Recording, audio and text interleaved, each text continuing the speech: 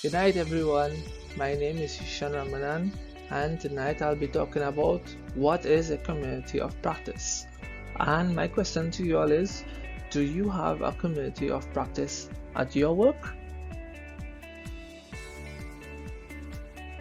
So a community of practice, aka COP, is a group of people who share a common concern or a common set of problems or a common interest in a particular topic, and they all come together to fulfill both individual and group or company goals.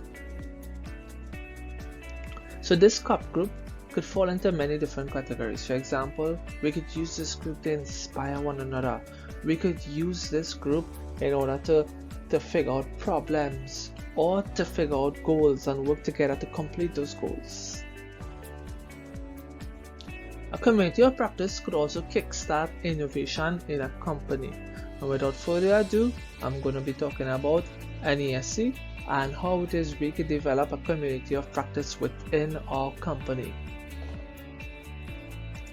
Take for example, we have some staff members, the manager, the office assistant, and some additional staff members, as we could see over here, right? We're going to call this group here the COP group, the community of practice group. So let's go on to talk a little bit more about their responsibilities in the group. Starting things off with the manager, having a manager focus on the day-to-day execution of the company matters is important, as all managers should do. They should ensure that whatever the group goals are, they are aligned with the overall strategy of the organization. This manager should also communicate our goals and gather support for the COP group from other senior executives, which is potentially instrumental in securing financial support and resources for the COP goals. The team itself would comprise of staff members. The group's mission would be to share knowledge, to promote learning in particular areas, and whatever work that we do, whatever our goals are, we ensure that it's aligned with the organizational strategy. So this was a breakdown of how our COP group is made up of, and if we want to bring this COP group into practice, here's an example. So the company just got information that we need to start part-time classes for some heavy equipment technicians or heavy equipment operators. What does this mean? This is a new goal. The COP group then assembles, and what we're going to do is we're going to be talking about, we have an evening class starting, heavy equipment operator. What are the roles of each staff member? What are the timelines before the course starts? What should be the responsibilities of each member?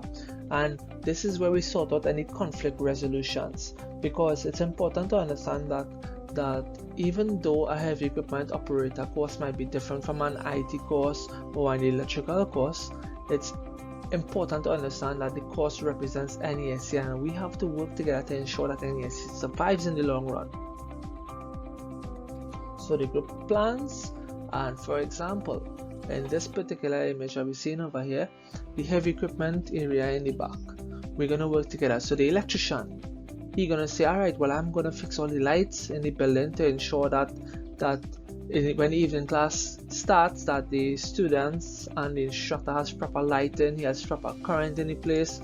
The automotive instructor, he might take it upon his responsibility to ensure that the truck is working, that the lights on the truck working, that the oils and whatever fluids in the truck, that is functional. So when students reach here, it's working. Other parties like the maintenance man and whichever persons that it have within the company would now say, hey, let's go and clean up the area, let's ensure that the roadway is good, that leads to the heavy equipment area, and cleaning takes place.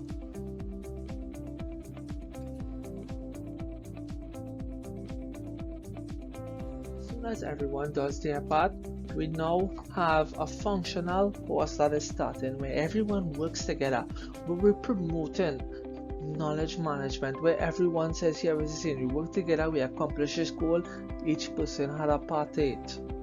and this is where a community of practice, we must promote that knowledge management. Now, a community of practice could meet up physically, they could meet up via online calls or online conferencing. They could even meet up in a hybrid where we have online and physical, or the good old phone calls.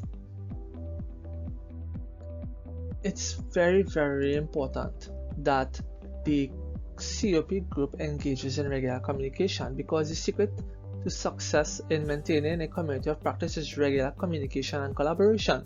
Communities that speak with each other frequently and share knowledge and ideas and best practices are most likely to remain intact. One of the main goals I would recommend that having a community of practice within our organization is it helps build our community.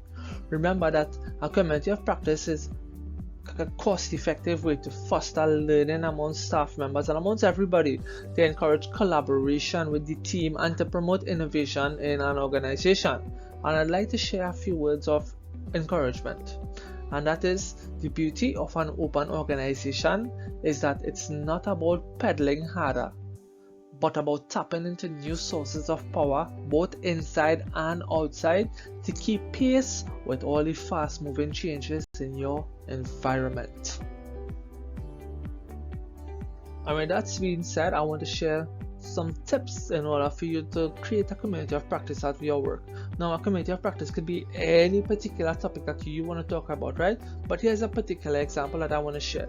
So when you reach work 7 o'clock in the morning, you could start off the day with a 15 minutes meeting with the staff members. Everybody just meet up in the staff room, and here the manager might relay any information or any updates from the company and share it with everybody. And here we could talk about the day's objectives and how each department can assist with each other. We're ensuring that we align the day's activities so that there are no conflicts. So for example, here is where we're sharing what it is we're going to do in the day. So if an AC guy have to come into the company, that knowledge will be shared among the staff in the morning. So during the day, you don't see strangers walking around with ladders coming into your classroom to check AC without you having prior knowledge. It's important that you have prior knowledge of these things so that you can prepare for it. And another example is, let's say one classroom needs to use the workshop and another classroom needs to use the workshop as well. You don't want them to meet in the workshop and then we have a conflict where they're both trying to use the workshop. In the morning, right there, they could plan, hey guys, I'll use the workshop in the morning, you could use the workshop in the afternoon. And we could also use this time in the morning to share a motivational message to inspire staff members throughout the day.